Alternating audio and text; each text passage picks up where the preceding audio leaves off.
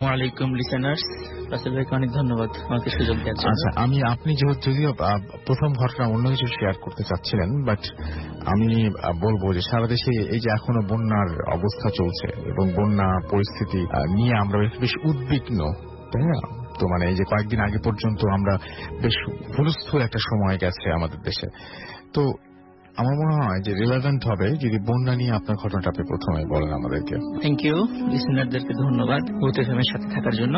আমি প্রথম যেই ঘটনাটি শেয়ার করতে চাচ্ছি, এই ঘটনাটি আসলে আমি শুনেছি ফরিদপুর জেলার বোয়ালমারী উপজেলার শিরগ্রাম ইউনিয়নের উথুলি নামক একটা গ্রাম। আমি 2000 সালের দিকে, আমি অনেক ছোট ছিলাম তখন, আমার এক মামার সাথে ওনাদের বাড়িতে বেড়াতে যাই।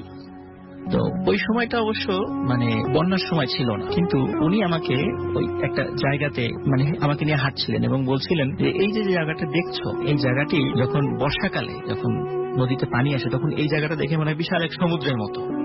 আমি তখন ওইখানে এত শুষ্ক অবস্থা থাকে, এমনি সময় দেখে বোঝারই উপায় থাকে না যে তখন মানে বর্ষাকালে এখানে এরকম অবস্থা হয়।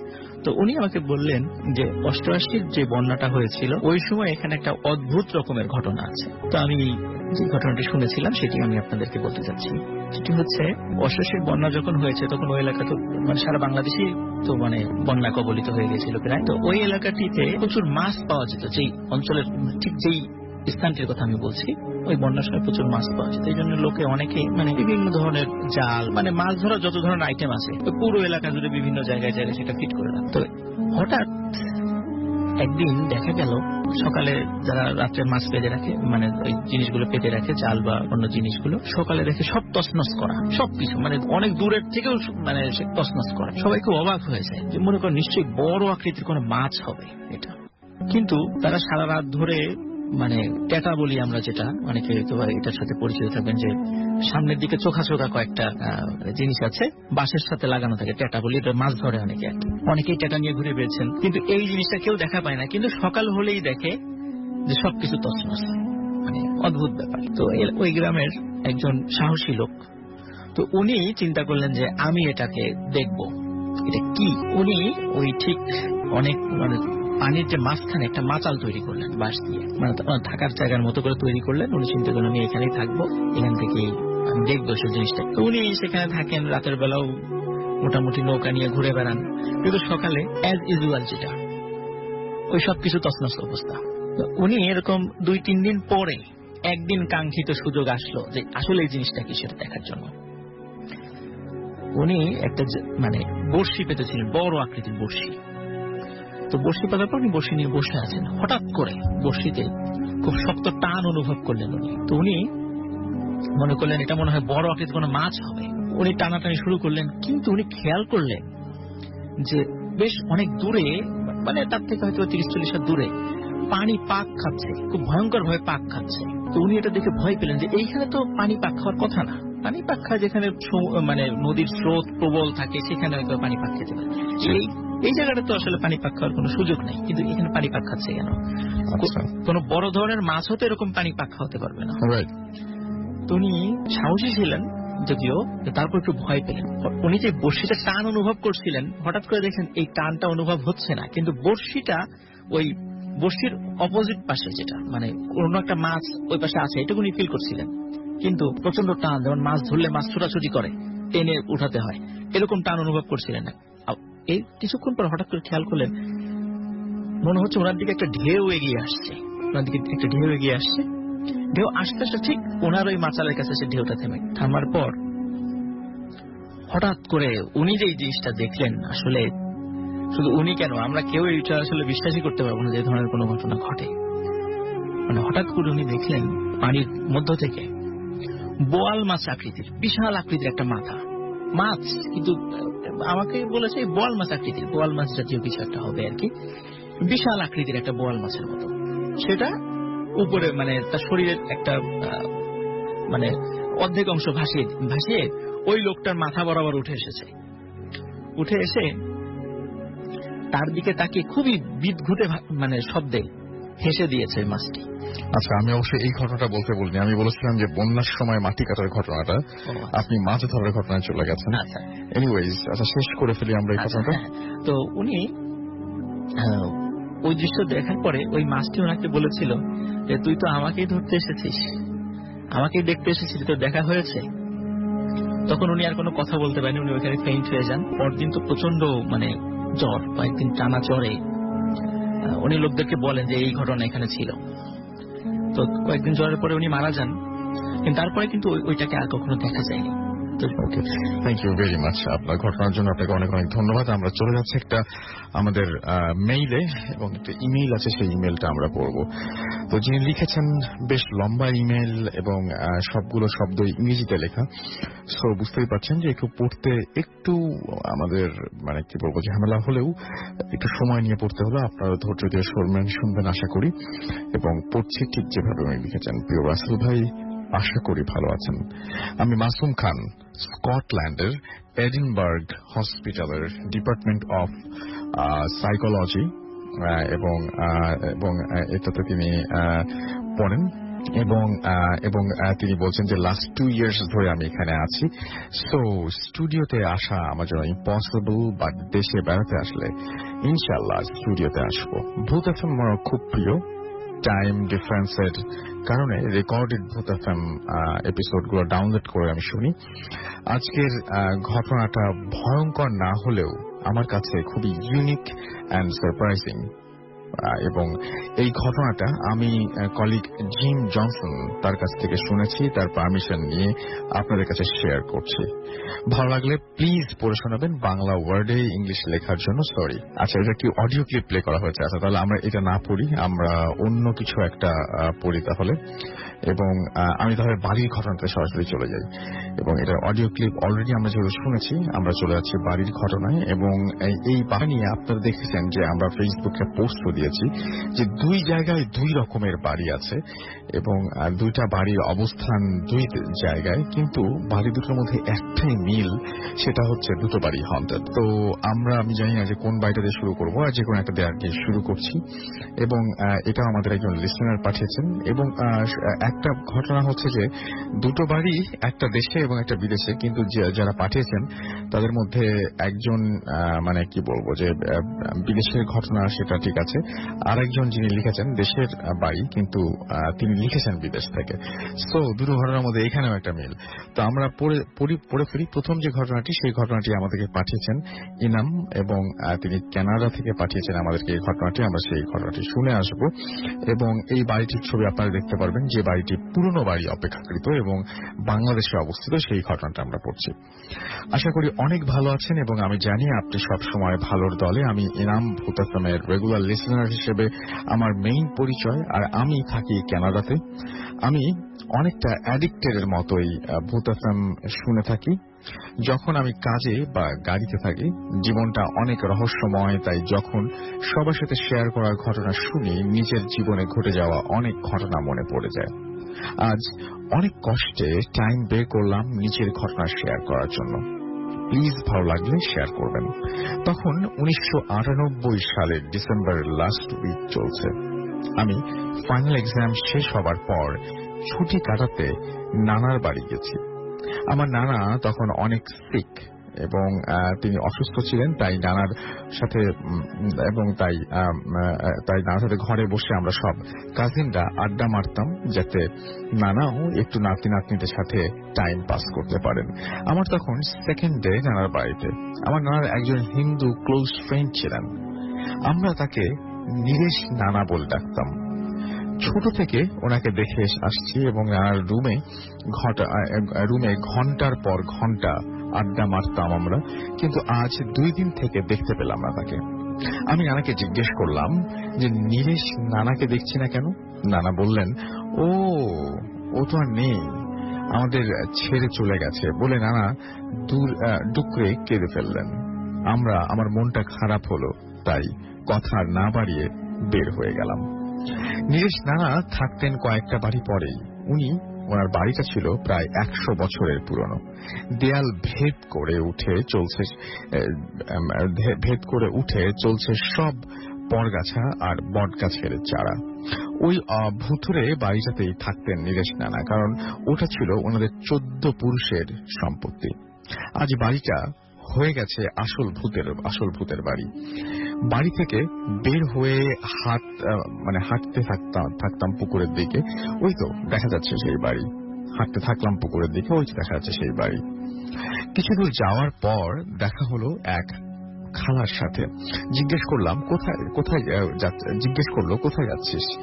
নীরেশ দার বাড়ির পাশ দিয়ে যাবি না। আমি অনেক অবাক হয়ে জিজ্ঞেস করলাম কেন? খালা বললেন বাড়িটা পুরনো, সুবিধার না, আর সাপ খোপের আড্ডা। আমি বললাম ভয় দেখাচ্ছ খালা? খালা বললেন যা বলছি শোন, নীরেশদের একা থাকতো, তাই যেদিন হার্ট অ্যাটাক করে আমরা কেউ বুঝতে পারিনি, আর লাশ পাওয়া যায় 2-3 দিন পর। কোনো ফোন ছিল না, ছেলে পর্যন্ত খবর রাখত না, তাই অনেকে বিশ্বাস করে যে নীরেশদাকে দেখা যায় এবং সে সাদা গেঞ্জি আর ধুতি পরে সবার সামনে আসে। তো আমার গায়ে কাঁটা দিয়ে উঠল খালার কথা শুনে। যাই হোক, আমি মাথায় নিলাম না ব্যাপারটা। তখন সন্ধ্যা 7টার মতো বাজে। ভাবলাম স্মৃতি হিসেবে দেখে আসি একবার। ভয়ের চেয়ে বেশি মন খারাপ ছিল, তাই এগিয়ে গেলাম বাড়িটার দিকে। হঠাৎ দেখলাম একটা ছোট্ট খরগোশের বাচ্চা লাফিয়ে জানালা দিয়ে বাড়ির ভেতরে ঢুকে গেল। আমার মনে পড়ে গেল নীরেশ নানা অনেক খরগোশ পালতেন। তার মানে ওনার খরগোশগুলো এখনো বাড়িতেই থেকে গেছে। ভাবলাম ওরা কি খেতে পাচ্ছে কিছু? খরগোশ আমার অনেক প্রিয় একটা প্রাণী, তাই ভাবলাম দেখি কই গেল। বলেই জানালা দিয়ে বাড়ির ভেতরে উকি মারলাম। অন্ধকার নেমে গেছে, তাই আবছা আলোয় কিছু দেখা যাচ্ছিল না, আর বাজে একটা গন্ধ পেলাম ভেতর থেকে। ভাবলাম দেখি মেইন ডোরটা খোলা কিনা। মনে করেই একটা ধাক্কা দিলাম দরজায়, আর দরজাটা খুলে গেল। গায়ে একটা গরম বাতাস বয়ে গেল। হালকা আলোয় দেখলাম প্রায় 7 থেকে 8টা খরগোশ গোল হয়ে বসে আছে, আর একে অপরের দিকে তাকিয়ে আছে এবং কান খাড়া করে। দেখলাম ওদের সামনে কিছু খাবারও আছে। আমি অবাক হলাম, কেউ তো এদিকে ভুলেও আসে না, তাহলে খেতে দিচ্ছে কে? আমি ওপরে ছাদের দিকে তাকালাম, কিছুই নেই। খরগোশগুলো আবার তাকালো আরেক দিকে। পুরন বাড়ির উঠান থেকে 4টা দালানের ছাদ দেখা যায়। এবার আমি ফলো করছি খরগোশগুলোকে। ওদের চোখ একটা খেজুর গাছের দিকে। আমি খেয়াল করলাম কিছু একটা সরে গেল গাছটার মাথার ওপরে। আমি এইবার একটু ভয় পেয়ে গেলাম। ভাবলাম খালার কথা মাথায় ঢুকে যাওয়াতে ভুল দেখছি। আবার খরগোশগুলোর দিকে তাকালাম। ওরা এক দৃষ্টিতে এবার আমার দিকে, আমার মাথার ওপরে তাকিয়ে আছে। আমি নিস্তব্ধ হয়ে গেলাম, আর আমি আর চোখে দেখার চেষ্টা করলাম। আমার আর মনে মনে দোয়া পড়তে থাকলাম। আচ্ছা ভাবে দেখলাম একটা সাদা অবয়ব আমার পেছনে বাম পাশে এসে থামল। আমার মাথা তখন ঘুরছে, আর গা গুলিয়ে বমি আসছে, গলা শুকিয়ে কাঠ হয়ে গেছে। হঠাৎ শুনতে পেলাম অনেক ঘুমিয়ে ঘুমিয়ে সাদা অবয়বটা বিড়বিড় করছে। কিছু একটা মন্ত্রের মতো পাঠ করছিলেন তিনি। আমি সব অন্ধকার দেখি আর পড়ে যাই মাটিতে। পরে নিজেকে আবিষ্কার করি আমার নানার পাশের রুমে। সব কাজিনরা ঘিরে বসে আছে। ওরা এত ভয় পেয়েছিল যে আমাকে সাপে কামড়েছে বোধ হয়, কিন্তু আমার জাস্ট হাত কেটেছে পড়ে গিয়ে। গায়ে অনেক জ্বর ছিল। খালা আসলেন রুমে আর বললেন আমি জানতাম তুই যাবি, আর আমি তোকে মানা করেছিলাম। আমার মামা আমাকে ওই বাড়িতে খুঁজে পায় এবং আমার খালার মাধ্যমেই সেটা পায়। আর আমার নানাকে আমি বললাম সব, আর নানা আমাকে ঠান্ডা গলায় বলল নীরেশ কখনো চাইনি এই বাড়ি ছেড়ে যেতে। ও বলেছিল হিন্দু হলেও ওকে যাতে শ্মশানে না পুরানো হয়, ওকে যেন ওই বাড়িতেই কবর দেয়া হয়। কিন্তু ওটা তো ইমোশন, আর ছেলের ওপর রাগ ছিল। তার ছেলে লাশ নিয়ে যায় 3 দিন পর হসপিটালের মর্গ থেকে। শান্তি পায়নি রে, ও শান্তি পায়নি বলে নানা কেঁদে দিলেন। তারপর বললেন তোকে বলবো, কাউকে বলিস না। আমি এখনো দেখি কিছু কিছু রাতে ঘুম ভেঙে যায়। নীরেশ যে চেয়ারটায় বসত ওইখানে আচ্ছা কেউ জানি বসে আছে। আমি একটা কথাও বললাম না, তাকিয়ে থাকলাম চেয়ারটার দিকে। আজ আজও গা কেঁপে ওঠে চিন্তা করলে ওই বাড়িটা আজ পর্যন্ত বিক্রি হয়নি, এখনো পুরোই পরিত্যক্ত। এই ছিল ঘটনা যা আমি কখনো ভুলতে পারবো না। Thank you listeners and thank you Rasel ভাই for giving me the opportunity to share. এবং আপনারা তো সবাই দেখেছেন যে আমরা অলরেডি ফেসবুকে এই বাড়িটা দিয়ে দিয়েছি, এবং এই বাড়িটা ঘটনা শোনার পরে কয়জন দেখেছেন আমি জানি না, বাট বাড়িটা ভালো করে দেখুন। এই বাড়িটার ভেতরে আমি হলে হয়তো ঢুকতাম না। এই পরিত্যক্ত বাড়িটায় ঢুকতে হয়তো ঢোকার আগেই গা শিউরে উঠবে, কিন্তু যিনি লিখছেন তিনি ঢুকেছিলেন। এবং এই বাড়িটা অনেক পুরনো একটা বাড়ি, দেখতেই পাচ্ছেন, দেখে মনে হয় না যে এখানে কখনো কোনো মানুষ ছিল। এবং আমার মনে হয় যে বাড়িটার এখনো দেখলে আপনি দেখবেন চারপাশে রোদ থাকলেও ভেতরে কেমন ছায়া ছায়া, গাছগুলোর জন্য বা বাড়িটার যেভাবে বানানো হচ্ছে সে কারণেও হতে পারে। এবং যেহেতু দেয়ালের রঙগুলো অনেক পুরনো হয়ে গেছে সে কারণে ভেতরটা একটু অন্ধকার লাগতে পারে। আমার মনে হয় পুরো ঘটনাটা আরো একবার আপনার মনে পড়ে যাবে, আপনার শরীর কাটা দিয়ে উঠবে। আমরা চলে যাচ্ছি একটা ছোট্ট আসসালামু আলাইকুম লিসেনার্স, আপনার এগেইন আসলে এখন যে ঘটনাটি এটা শুরুতেই আর কি বলতে চাইছিলাম আর কি, সেটা এখন শুরু করতে চাচ্ছি। আমি 2000 সালের দিকে আমি একটা মাদ্রাসায় পড়তাম রাজবাড়িতে।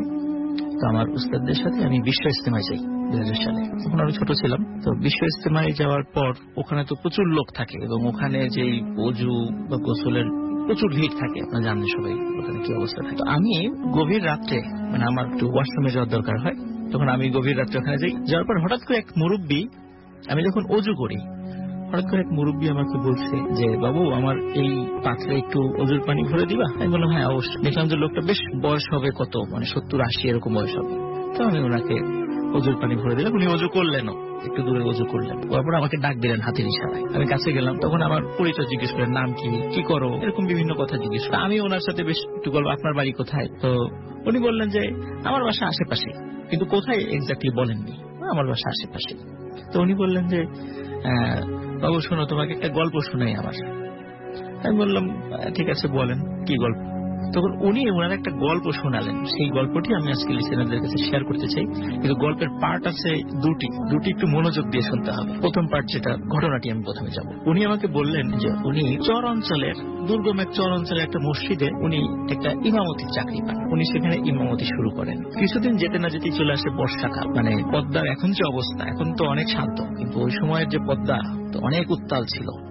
তো পদ্মায় তখন ওই বর্ষাকালে ভাঙন শুরু হয়ে যায়। উনি যে অঞ্চলে ছিলেন ব্যাপক ভাঙন শুরু হয়ে যায়, দিনে প্রচুর এলাকা সমুদ্র নদীতে বিলীন হয়ে যাচ্ছিল। তো এই অবস্থা দেখে সবাই যারা মুরব্বীরা ছিলেন বলেন যে আমরা ভাঙন দেখেছি, কিন্তু এইরকম ভাঙন তো দেখি নাই, এত ভাঙন হতে পারে। তখন কি করা যায়, কি আল্লাহর কাছে দোয়া করার, কিন্তু কোনো লাভ হচ্ছে না। তখন ইমাম সাহেব উনি বলছেন যে আমার কাছে লোকেরা বলল, তখন আমি চিন্তা করলাম এদেরকে একটা বুদ্ধি দিই। তখন উনি তাদেরকে বললেন যে তোমাদের মধ্যে থেকে একজন সাহসী লোক আমার কাছে এনে দাও, যে ভয় পাবে না কোনো কিছুতেই।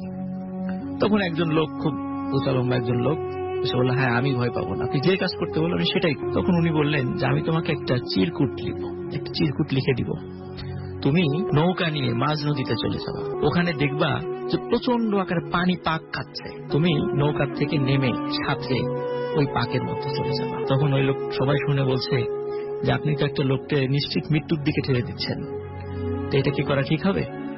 তখন উনি বললেন, ইমাম সাহেব উনি বলছেন, তখন আমি বললাম যে কোনো সমস্যা হবে না, ও যদি সাহস করে কাজটা করতে পারে কোনো সমস্যা হবে না, বরং ভালোই হবে।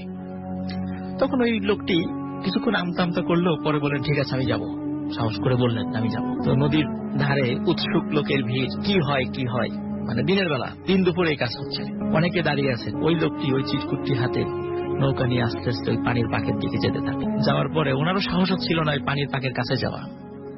যাই হোক কিছুক্ষণ সাত পাঁচ ফেরে অবশেষে উনি ঝাঁপ দিলেন সেখানে। তো ঝাঁপ দেওয়ার পরে যে ঘটনাটা ঘটেছে সেটি আমরা জেনেছি উনি উঠে আসার পরে। উনি ঝাঁপ দেওয়ার পরে যে উঠে আসার পর যেটা বলেছিলেন সেটা হচ্ছে, উনি ঝাঁপ দেওয়ার সাথে সাথে দেখলেন নিচের কোনো পানি নেই, বরং উনি দেখছেন অসংখ্য লোক, বড় বড় জুব্বা পরা দাড়িওয়ালা লোক, ওনারা কোদাল আকৃতির কোন একটা অদ্ভুত ধরনের একটা মাটি কাটার জিনিস, এটা হাতল আছে, কোদালের মতোই দেখা যায়, কিন্তু ঠিক কোদাল না, এরকম বলেছিলেন যে এই জিনিস দিয়ে এক গ্রুপ মাটি কাটছে, এক পাশের মাটি কাটছে, আর এক গ্রুপ ওই মাটিগুলোই মানে অদ্ভুত ধরনের একটা ঝুড়িতে করে অপর পাশে গিয়ে ফেলে দিচ্ছে।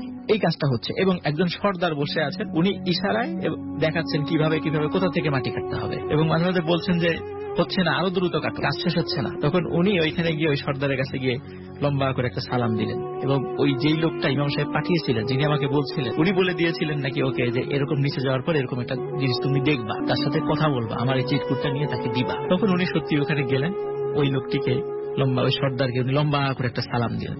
সর্দার সালামের জবাব নিলেন এবং কোনো কথা না বলে ওনার ডান হাতটা বাড়িয়ে দিলেন যে দাও, কি এনেছো দাও, এরকম আর কি ভাব। উনি জানতেন যে কেউ একজন আসবে, তো উনিও হাতের চিরকুটটা তার হাতে দিলেন। উনি হাতের চিরকুটটা হাতে নিয়ে পড়লেন, কিছুক্ষণ পড়লেন, পড়ার পর ওই সর্দার আঙ্গুল দিয়ে ওর ওই কাগজের উপরে কি যেন লিখলেন। মজার বিষয়, ওনার হাতে কোনো কলম ছিল না, কিন্তু আঙ্গুল দিয়ে যে লিখছে, উনি দেখছে যে ওই কালির দাগ হয়ে যাচ্ছে সেখানে কাগজের উপর। দেওয়ার পরে ওটা ভাঁজ করে আবার ওই লোকটার হাতে দিয়ে দিলেন এবং হাতে দেওয়ার পরে ওই সর্দার ওই লোকটিকে লম্বা করে একটা সালাম দিলেন, আসসালামু আলাইকুম বলেই হাতের ইশারা দিলেন যে চলে যাও।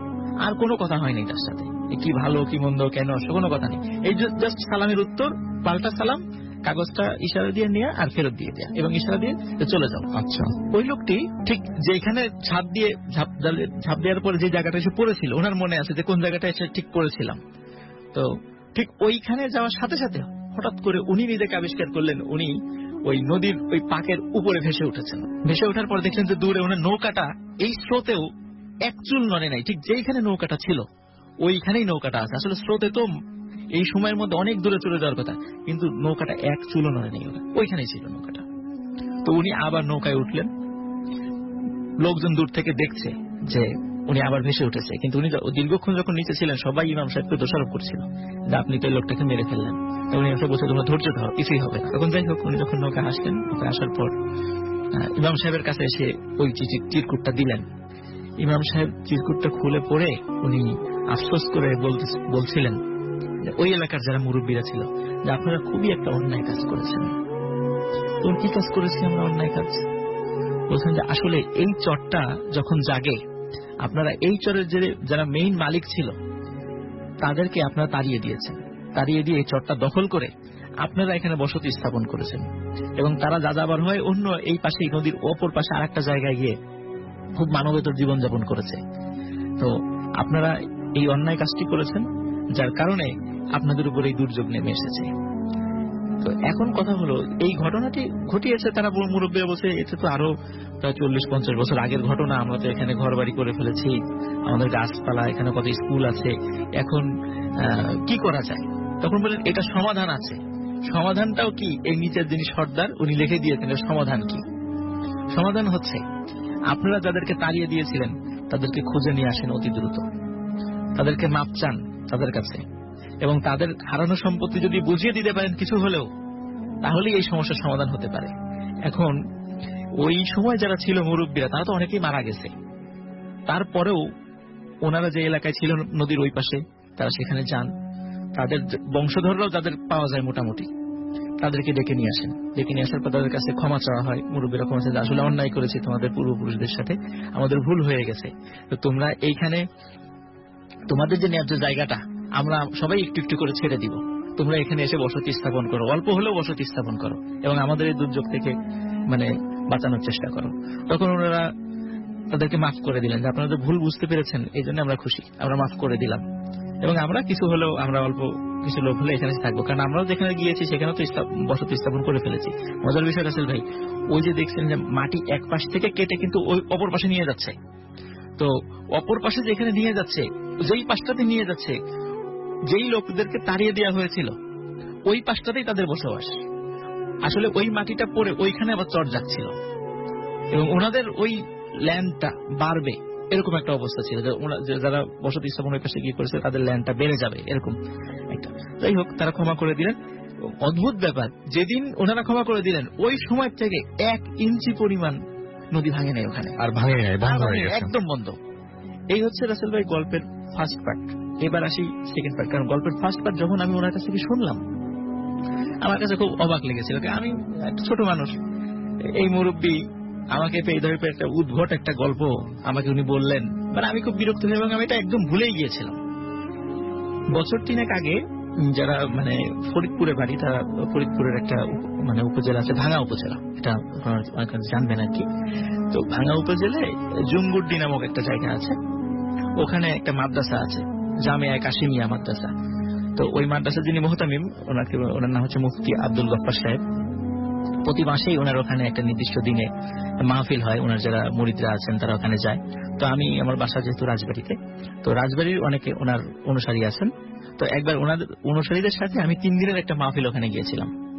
মাহফিলে যাওয়ার পর তো দ্বিতীয় দিন মানে ওখানে যে গোসল করার জায়গাটা, মানে বড় একটা পুকুর আছে, তো গোসল করতে গিয়ে এক লোক অন্যদেরকে বলছে যে জানো আমাদের এলাকায় না এইরকম একটা ঘটনা আছে, ঠিক হুবহু লিসেনার আমি আপনাদেরকে যেটা শোনালাম যে গল্পটা, মানে এই মুহূর্তে এইটাই ওই লোক বলছে যে আমাদের এলাকায় এরকম ঘটনা ঘটেছে। তো আমি আবার তাকে জিজ্ঞেস করলাম যে ভাই আপনাদের এলাকায় ঘটনাটা ঘটেছে কতদিন আগে? উনি বললেন যে আসলে আমার দাদা তার দাদা তার দাদার কাছ থেকে এরকম শুনে আসা, তাও তো কত হবে, 250-300 বছর হবে। আমি শুনে অবাক, আমি বললাম না 250-300 বছর হবে কিভাবে? বলেন না না এটা অনেক আগের। তো আমার কিছুতে বিশ্বাস হচ্ছিল না, কারণ ওনার কথা শুনে আমার মনে পড়েছে 2000 সালে আমাকে এক মুরব্বী গল্প বলেছেন যে উনি বলছিলেন উনি সেই ইমাম সাহেব যিনি ওই একটা লোককে পাঠিয়েছিলেন ওই পানির তলদেশে। আমি চিন্তা করলাম এটা যদি 250 বা 300 বছরই হবে, আমি যার সাথে কথা বললাম 2000 সালে ওই লোকটিকে, সেটাই। এবং আমি ওইখানে আর ওনাদের সাথে কোনো কথা জিজ্ঞাসা করি নাই। তো আমার কাছে আসলে খুব অবাক লেগেছে, তাহলে আমি যার সাথে কথা বললাম, অজুর পানি দিলাম, উনি অজু করলেন, আমার কাছে গল্প করলেন, আসলে উনি কি মানুষ ছিলেন? কারণ 250-300 বছর তো একটা মানুষের বেঁচে থাকার কথা না, কারণ ওনার ওই সময় বয়স ছিল ওই লোকটার হয়তোবা, যেরকম আমি শুনেছি যিনি পরবর্তীতে বলছিলেন গল্পটা, তার বয়স ছিল 50-60 ছিল। 250-300 বছর পর ওনার বয়স কত হবে? হয়তো 400-র উপরে হয়েছিল বা 350 হবে। 350 বছর তো একটা মানুষের বেঁচে থাকা সম্ভব নয়। তাহলে আমাকে কে এই গল্পটা বললো, এবং আমার কাছে গল্পটা খুব মানে অদ্ভুত লেগেছিল। এবং আসলে এই যে নদী ভাঙনের যে বিষয়টা, এরকম এই ধরনের গল্প আমি কখনো শুনি নাই। আজকে লিসেনারদের সাথে শেয়ার করলাম। আসলে হ্যাঁ, খুবই অদ্ভুত একটা ঘটনা। Thank you very much. আমরা দেখতে পাচ্ছি যে আমি হচ্ছে মোহাম্মদ হাসান হাবিব রাফি, আসছি সাভারানা মেডিকেল কলেজ থেকে। আমার ঘটনাটা হচ্ছে আমাদের হোস্টেল নিয়ে। এটা হচ্ছে রানা প্লাজার ঘটনার সময়। তো রানা প্লাজার সময় যখন রানা প্লাজা ট্র্যাজেডিটা হয়, সে সময় অনেক পেশেন্টের চাপ পড়ে আমাদের হসপিটালে।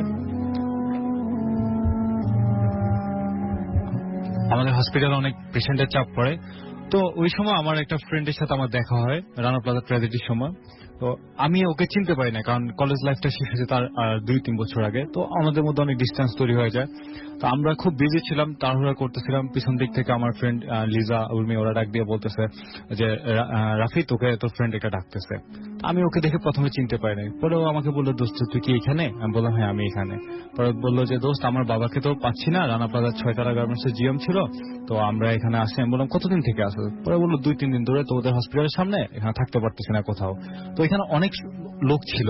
তো আমি ওকে বললাম যে চল আমার হোস্টেলে আমি একাই থাকি, তুই আমার রুমে আয়। পরে বললো ওর চাচু আছে সাথে। তারপরে আমি ওকে নিয়ে আমার রুমে চলে যাই। যাওয়ার পরেও আমার রুমে থাকে, এক রাত স্টে করে। পরের দিন সন্ধ্যার আগে আগে ওর বাবার ডেড বডি পাওয়া যায়।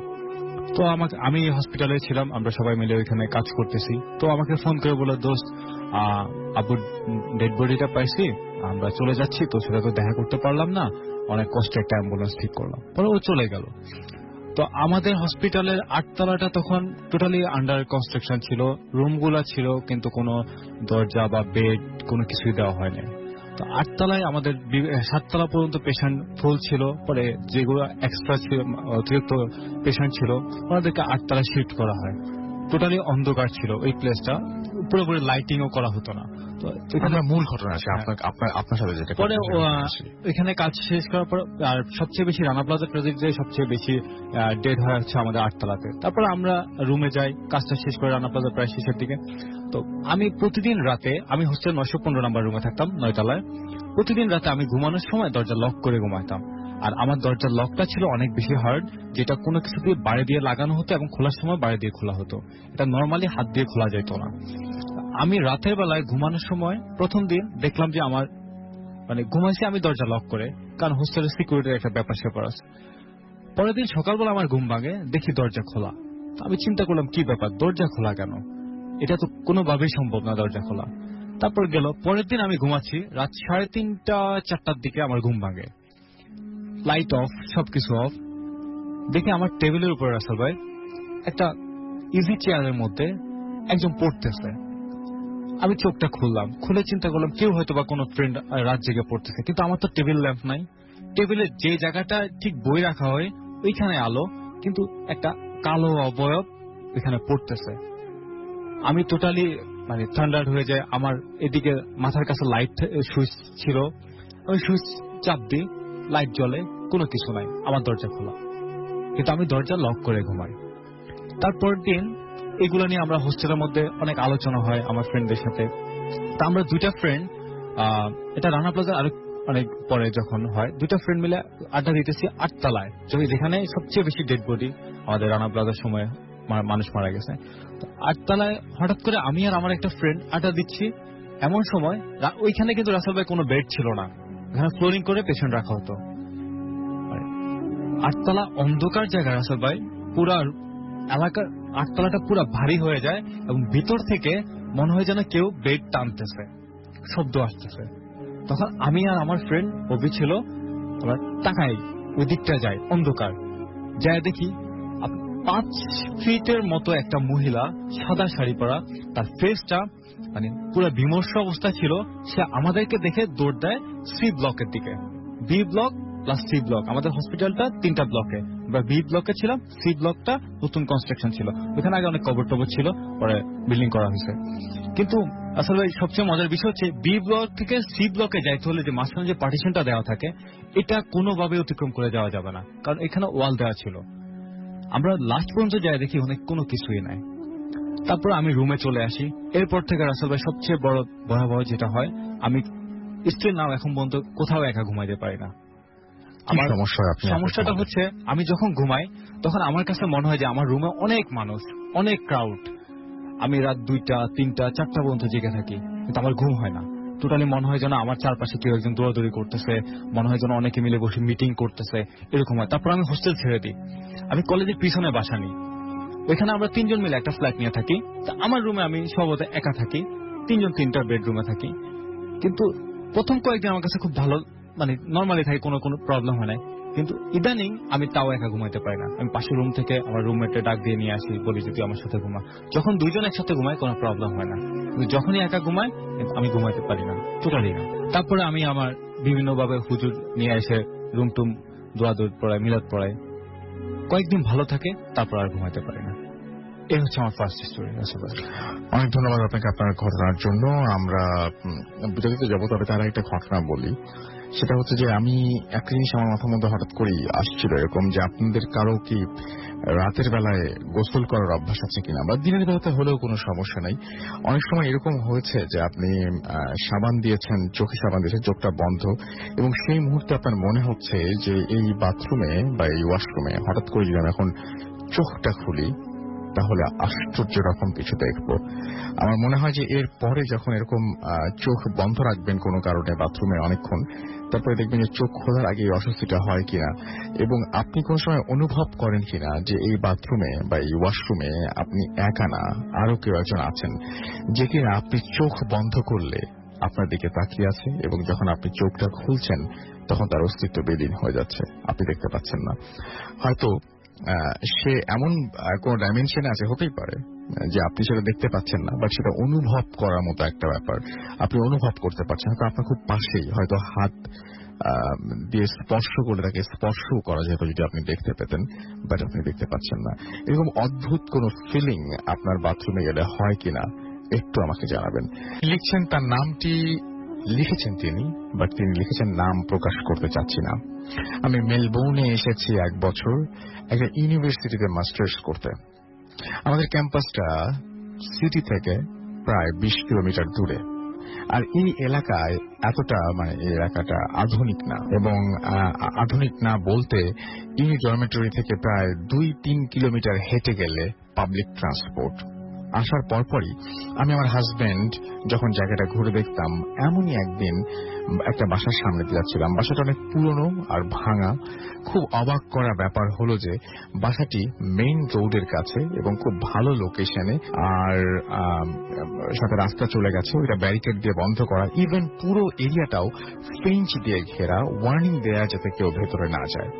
আমি আমার হাজব্যান্ড আমরা এটাকে ভূতের বাড়ি বলে খুব হাসাহাসি করছিলাম, আমি ছবি তুলছিলাম। এমন করতে করতে সন্ধ্যা হয়ে গেল। এর মধ্যেই কেন জানি খুব অস্বস্তি লাগা শুরু করে। এই বাসার দিকে আমরা রওনা দেই। বাসার দিকে যাওয়ার সময় রাস্তায় দেখি একটা বিড়াল ঠিক রাস্তার মাঝখানে বসে আমাদের দিকে তাকিয়ে আছে। যারা মেলবোর্নে থাকেন তারা জানেন এখানে রাস্তায় মানুষ ছাড়া কুকুর বিড়াল দেখা যায় না বলতে গেলে। যাই হোক, আমরা পুরো রাস্তাটা যতক্ষণ না পর্যন্ত ক্রস করি ততক্ষণই বিড়ালটা আমাদের দিকে তাকিয়ে আছে। তারপর বাসায় চলে আসি। ওই দিন রাতে আমি খুব বাজে স্বপ্ন দেখি। শুধু ওই দিনই না, তারপর থেকে রেগুলারলি আমি এরকম স্বপ্ন দেখি। আরো একটা উইয়ার্ড ব্যাপার হলো, আমার বাসা থেকে জিনিস হারিয়ে যাওয়া শুরু হলো। জিনিসগুলো খুব দামি জিনিস না, প্লেট, ঢাকনা, শার্ট, এমন টুকটাক জিনিস। বলে রাখি, আমি কারোর সাথে বাসা শেয়ার করে থাকি না, তাই আমার জিনিস অন্য কেউ নেয়ারও কথা না, কিন্তু আমি তেমন পাত্তা দিই না। একটা ফ্রেন্ডের সাথে এই ব্যাপারটা শেয়ার করি। পরে ও আমাকে জানায় যে আমাদের ভার্সিটির মাঝে বেশ কিছু এরিয়া একটু হন্টেড। অনেক কাল আগে এখানে পুরোটা এরিয়া জুড়ে কয়েকটা মেন্টাল অ্যাসাইলাম ছিল, আর প্যারানরমাল ঘটনাগুলো এইসব এরিয়াকে নিয়েই। আর ওর কথা যাচাই করার জন্য আমি নেটে সার্চ দিয়ে অবাক হয়ে যাই, কারণ প্রথম ওই বাসাটাই, যে বাসাটার কথা আমি বলেছিলাম, আমি ওই বাসাতে গিয়েছিলাম। পরে আমার জন্য আমার অন্য এক অস্ট্রেলিয়ান ফ্রেন্ডকে আমি জিজ্ঞেস করি, এবং ওই বাসায় আগে যে মেন্টাল অ্যাসাইলাম ছিল সেখানে নাকি একটা মেয়ে সুইসাইড করে পরে, এবং তারপর থেকেই ওইখানে রাতে অনেক রকমের সাউন্ড শোনা যায়। একটা মিউজিক বক্সের সাউন্ডও নাকি অনেকে পায়। আর ওর কাছ থেকে শোনা সবচেয়ে ভয়ানক কথাটি হলো, বেশ কিছু বছর আগে আমাদের ভার্সিটির একটা মেয়ে বন্ধুদের সাথে বাজি ধরে একা যায় ওই বাসায়। যদিও তার সাথে তখন কিছু হয়নি, কিন্তু এক সপ্তাহের মধ্যে তার রুম থেকে উদ্ধার করা হয় তার ঝুলন্ত লাশ। এসব শুনে ভয় পেয়ে আমি আমার মায়ের সাথে সব শেয়ার করি এবং এও বলি যে আমি বাজে স্বপ্ন দেখি। তখন আমার মা আমাকে বেশ কিছু সূরা ও দোয়া পড়তে দেয় আর বলে এইগুলো পড়ে আমার ঘরে ফু দিয়ে বন্ধ করতে। পরে আল্লাহর রহমতে আমি আর এমন বাজে স্বপ্ন দেখি না, এমনকি কিছু হারায়ও যায় না। এবং এটাই ছিল ঘটনা। এবং আমার বাসায় তোলা যে ছবিটা উনি পাঠিয়েছেন, সেই ছবিটা উনি দিয়েছেন, এবং এই ছবিটার দিকে আপনি তাকিয়ে দেখলেই অনুমান করতে পারবেন জায়গাটা কেমন যেন একটু অদ্ভুত টাইপের, এবং মানে আপনার দেখলে একটু ভয় লাগবে, যে আমি সেটা বলবো না, তবে আপনার হালকা একটু অস্বস্তি যে লাগবে এই বিষয়টা আমি মোটামুটি শিওর, এবং এই বিষয়টা আমি বলতে পারি। আমার কেন জানি না এই ঘটনাটা পড়ে আস্কিং ফর রোজেস, রবার্ট ফ্রস্টের একটা খুব ভালো একটা কবিতা আছে, আস্কিং ফর রোজেস। এই কবিতাটার কথা কেন যেন মনে হচ্ছিল, যদিও এর মধ্যে হয়তো ফুলের বাগান টাগান কিছু ছিল না, বাট আমার কাছে কেমন যেন মানে মনে হচ্ছে ওইটার সাথে না এটা খুব যায়। I don't know why, but এটা কেন যেন যায়। তো আমি বাসাটার দিকে তাকিয়ে থাকলেই আমি নিজেও বুঝতে পারছি কেমন একটা ভেজা স্যাঁতস্যাঁতে একটা অনুভূতি হয়। আমি ঠিক বোঝাতে পারবো না। আপনি আমাদের ফেসবুক পেজে গিয়ে ছবিটা দেখে নিতে পারেন, এবং আপনার যে অনুভূতি সেটা আপনি অবশ্যই সেখানে শেয়ার করতে পারেন চাইলে। আমি এখন চলে যাব ফেসবুকে আমাদের, এবং লিসেনার্স, আফনান এগেইন। এখন যে ঘটনাটি শেয়ার করতে চাচ্ছি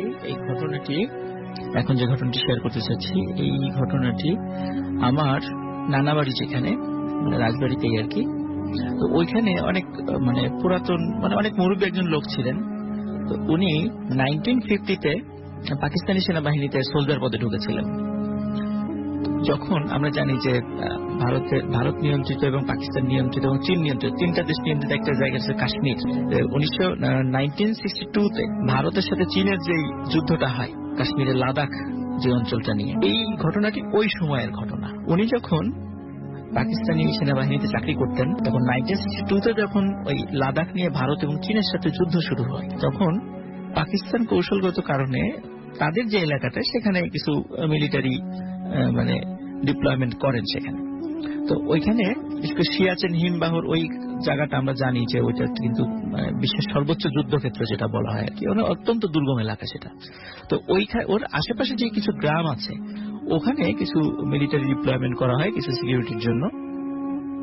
তো ওনারা যেই গ্রামটিতে ছিলেন ওই গ্রামটা প্রতিদিনই নিয়মিত তারা রেকি করতেন। রাতের বেলা তারা তাঁবুটা নিয়ে সেখানে ঘুমাতেন। অফিসার একজন ক্যাপ্টেন পদমর্যাদার অফিসারের আন্ডারে তারা ছিলেন এবং ওনারা ওই গ্রামে অল্প সংখ্যক লোক ছিল, তাদেরকে বলে দিয়েছিলেন আপনারা যদি রাতের বেলা অস্বাভাবিক কোনো শব্দ বা কেউ ডাকাডাকি করে বা কোনো সন্দেহজনক কিছু হয় আমাদেরকে বলবেন। সেটা শুধুমাত্র তাদের মিলিটারি সুবিধার্থে, কোনো এমনি প্যারানরমাল কোনো বিষয় চিন্তা করে তারা এগুলো বলেননি। তো কয়েকদিন পরে এক লোক এসে তাদেরকে অভিযোগ করছে যে ভাই আমার রাতের বেলা আমার বাসায় কিছু ঘটনা ঘটে। তো কি ঘটনা? তখন বলেন যে আমার প্রথমে রাতের বেলা আমাদের প্রথমে জানালায় ঠক ঠক ঠক এরকম কয়েকবার নক করা হয়। এরপরে কিছুক্ষণ পরে চলে আসে সেটা সরাসরি দরজায়, সেখানে দরজায় ঠক ঠক ঠক এভাবে বেশ কয়েকবার নক করার পরে আর কোনো কথা হয় না, চলে যায়। তো ওনারা বললেন ঠিক আছে আমরা এটা দেখব আসলে ঘটনাটা কি। তো ওনারা এক রাত্রে দুজন সোলজারকে পাঠিয়ে দিলেন যে ওই বাড়িটা একটু রাতের বেলা দেখে আসবে, আসলে এটা কি ঘটনা, আমাদের কোনো শত্রুপক্ষের কোনো কাজ কিনা, এই টাইপের কোনো কিছু কিনা দেখবা। তো ওনারা সারা রাত গোপনে বসেছিলেন, কিন্তু ওনারা কাউকে দেখতে পাননি। কিন্তু মজার বিষয় রাসেল ভাই, ওনারা কিন্তু ওই রাতে ওই যে ঠক ঠক ঠক যে শব্দটা, ওই বাড়ির লোকজন কিন্তু শব্দটা ঠিকই শুনেছে সে রাতেও। তো যখন ওই বাড়ির লোক পরে এসে ক্যাম্পে এসে বললেন যে আজকে রাতেও তো ঘটনা ঘটেছে, তখন ক্যাপ্টেন সাহেব ওই দুই সোলজারকে ডেকে পাঠালেন, বললেন তোমরা কি কিছু দেখেছো? বলেন না স্যার, আমরা তো কিছু দেখি নাই, আমরা সারা রাতেই ওখানে গোপনে বসেছিলাম যে ওই বাড়িতে কে আসে না আসে, কিন্তু আমরা কাউকে দেখিনি। ক্যাপ্টেন সাহেব খুব অবাক হলেন যে এরকম তাহলে কে করলো এই ঘটনাটা। উনি আরো সন্দেহ করলেন যে এটা কি ভারতীয় সোলজারদের কোনো কাজ কিনা, উনি এটা সন্দেহ করেছিলেন। তখন উনি বললেন যে ঠিক আছে, এরপরে কি হয় আবার আমাদেরকে জানাবেন। এর কয়েকদিন পরে এসে ওই লোকটি বলছে, বাড়ির যে লোকটা, এই লোকটা সে ক্যাম্পে এসে বলছে যে স্যার আসলে আপনাদেরকে একটা বিষয় বলা হয়নি, সেই বিষয়টি একটু বলতে চাই। তো বললে ঠিক আছে বলেন। তো বললো যে বেশ অল্প সপ্তাহখানেক আগে আমার মেয়ে আমার ঘরে সুইসাইড করে, গলায় ফাঁস লাগিয়ে আত্মহত্যা করে। তো ও আত্মহত্যা করার পরেই এই ঘটনাগুলো শুরু হচ্ছে। এখন ক্যাপ্টেন সাহেব এগুলো বিশ্বাস করতেন না, ক্যাপ্টেন সাহেব এগুলো কিছু বিশ্বাস করতেন না, ভূত প্রেত বা জিন টিন এগুলো উনি কিছু বিশ্বাস করতেন না। তো বললো যে এগুলো কিছু না, এগুলো বাজে কথা, অন্য কোনো কারণ আছে। বলে না স্যার, অন্য কোনো কারণ নাই, কারণ আগে ঠক ঠক করতো, এখন নতুন ঘটনা ঘটছে। কি ঘটনা? বলে এখন দরজার বাইরে এসে আমার ওই মেয়ের কণ্ঠে কান্নাকাটি করে, হু হু শব্দে কান্নাকাটি করে, এবং আমার স্ত্রীকে বলে যে মা আমি খুব কষ্টে আছি, আমার ওই ফাঁস লাগানো দইটা দিয়ে দাও না, আমাকে দইটা দিয়ে দাও, আমি খুব কষ্টে আছি। তখন ক্যাপ্টেন সাহেব বলছেন যে এগুলো সব বানানো কথা, আমি এগুলো বিশ্বাস করি না। রাস্তায় এটা সত্যি, প্রতি রাত্রে এটা ঘটছে। তখন ক্যাপ্টেন সাহেব বললেন যে ঠিক আছে আমি যাব, দেখি আসলে এই ঘটনাটা কি, আমি নিজেই দেখব। উনি রাগ করে সিদ্ধান্ত নিলেন যে উনি ওই রাত্রে ওই বাসায় থাকবেন, বাসায় থেকে দেখবেন আসলে ঘটনাটা কি হয়। উনি একা ছিলেন না, ওনার সাথে এক দুইজন সোলজারও ছিল। তো যে ঘটনাটি যে মুরব্বী আমাকে বলেছিলেন, উনি ওই ক্যাপ্টেন সাহেবের সাথে ছিলেন ওই সময়।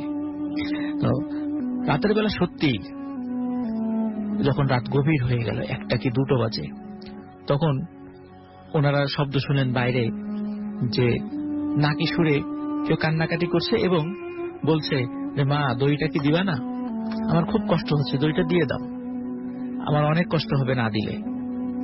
তখন ওর মাকে কিছু জিনিস শিখিয়ে দেওয়া ছিল যে যদি এরকম কথা বলে আপনি কিছু কথা বলবেন। তখন ওর মা বললেন যে তোমাকে তো দইটা দিব, কিন্তু আমি কিভাবে দিব, দরজা তো বন্ধ। বলে যে দরজার নিচে ফাঁকা আছে, তুমি দরজার নিচে ফাঁকা দিয়ে দইটা দিয়ে দাও।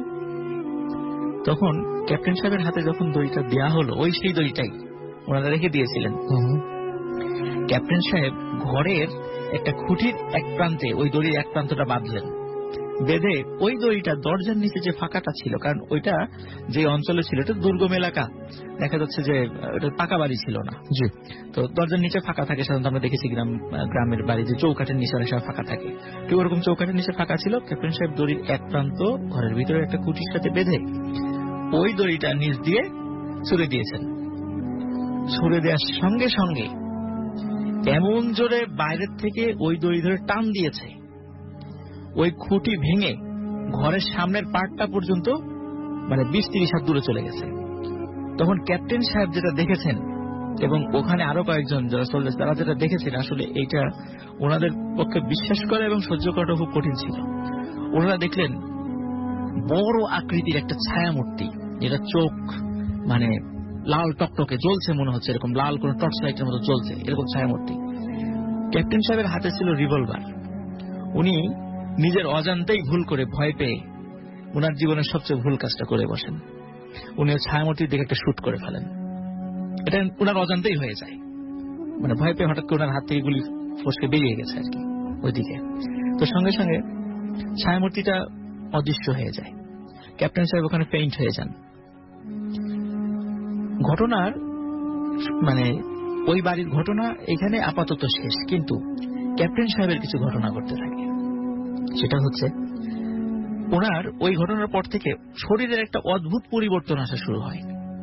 আমাদের যেমন হাতে এবং পায়ে হালকা মানে লোম আছে, হালকা লোমশ আমাদের শরীরটা আর কি, ওনার ওই ঘটনার কয়েকদিন পর থেকে শরীরের এই লোমগুলো অনেক মোটা এবং বড় হতে শুরু করে। আচ্ছা। এবং মাত্র অল্প কয়েকদিনের মধ্যে যে ওনাকে দেখলে আসলে বোঝার উপায় থাকতো না এটা কি মানুষ না অন্য কিছু, এরকম কেন হচ্ছে। এবং ওনার আচরণেও অনেক অদ্ভুত রকমের পরিবর্তন আসতে শুরু করে। যেমন ক্যাম্পে যখন উনি থাকতেন, রাতের বেলা উনি ওনার তাঁবু থেকে বেরিয়ে যেতেন। যারা ওই ক্যাম্পের দায়িত্বে ছিল তারা দেখতেন ক্যাপ্টেন সাহেব বের হয়ে যাচ্ছে, যেহেতু উনি একজন সিনিয়র অফিসার, ওই ক্যাম্পের উনি ছিলেন প্রধান, সুতরাং সোলজাররা ওনাকে জিজ্ঞেস করার সাহস পেত না যে স্যার আপনি কোথায় যাচ্ছেন। তারপরেও সামনে দিয়ে চলে গেলে বললো স্যার এটুকু বলতো, স্যার আমরা কি সাথে আসবো? তখন উনি বলতেন না, তোমাদের কাউকে আসতে হবে না, আমি একটু গ্রামটা দেখি করে আসি, এই কথা বলে উনি বেরিয়ে যেতেন। এবং উনি ফিরে আসতেন ভোরের আগে। উনি যে কোথায় যেতেন, কি করতেন, এটা সোলজারদের সম্পূর্ণ অজানা ছিল। কিন্তু ওনার অদ্ভুত এই ধরনের আচরণ যখন উনি দেখলেন যে বিভিন্ন কমান্ডিং এর বিষয়ে উনি অনেক উদ্ভট ধরনের মানে পাগলামি কিছু কমান্ড করছেন, তখন সোলজাররা এই ঘটনাগুলো তাদের ঊর্ধ্বতন কর্তৃপক্ষকে জানান। ওই ক্যাপ্টেন সাহেবের বাবা ছিল পাকিস্তানি সেনাবাহিনীর একজন ব্রিগেডিয়ার পদমর্যাদার কর্মকর্তা। তো উনি যখন ওনার কাছে খবরটা আসলো, তখন উনি ওই ক্যাম্পে আর একজন অফিসারকে পাঠিয়ে ওনাকে প্রত্যাহার করে নিলেন এবং ওনার ট্রিটমেন্টের জন্য পাকিস্তানের অনেক মানে খুব ভালো ভালো ডাক্তারকে দেখালেন। ডাক্তাররা বললো যে আসলে ওনার শরীরের যে সমস্যাটা হয়েছে এটা কেন হয়েছে আমরা বলতে পারবো না, তবে ওনার মানসিকভাবে উনি খুব বিপর্যস্ত, ওনাকে অবশ্যই মানসিক মানে ডাক্তার শরণাপন্ন হতে হবে। একটা পর্যায়ে এমন হলো যে ওনাকে মেন্টাল অ্যাসাইলামে রাখা হলো। কিন্তু রাসেল ভাই, অদ্ভুত ব্যাপার, মেন্টাল অ্যাসাইলামে রাখার পরে ওনাকে মানে যখন রাখা হতো পরের দিন আর পাওয়া যেত না, ঘরের দরজা বন্ধ, কিন্তু উনি নাই ঘরের মধ্যে। কোথায় কোথায় খোঁজ দিয়ে কোথাও পাওয়া যায় না। খবর আসে ওই যেই বাড়িটির কাছে উনি গিয়েছিলেন রাতের বেলা, ওই বাড়ির আশেপাশে ওনাকে দেখা যায়। আচ্ছা। তো উনি কিভাবে গেলেন পাকিস্তান থেকে, মানে ওই কাশ্মীরের আজাদ কাশ্মীর যেটা পাকিস্তান নিয়ন্ত্রিত অঞ্চল, সেই সিয়াচেন হিমবাহর কাছাকাছি যে গ্রামগুলো, এখানে খুবই দুর্গম, এখানে পায়ে হেঁটে যাওয়াটা খুবই কঠিন কাজ। সেখানে পাকিস্তান থেকে একজন এভাবে চলে যাবে এটা অসম্ভব ব্যাপার ছিল। কিন্তু আবার ওনাকে ধরে নিয়ে আসা হতো।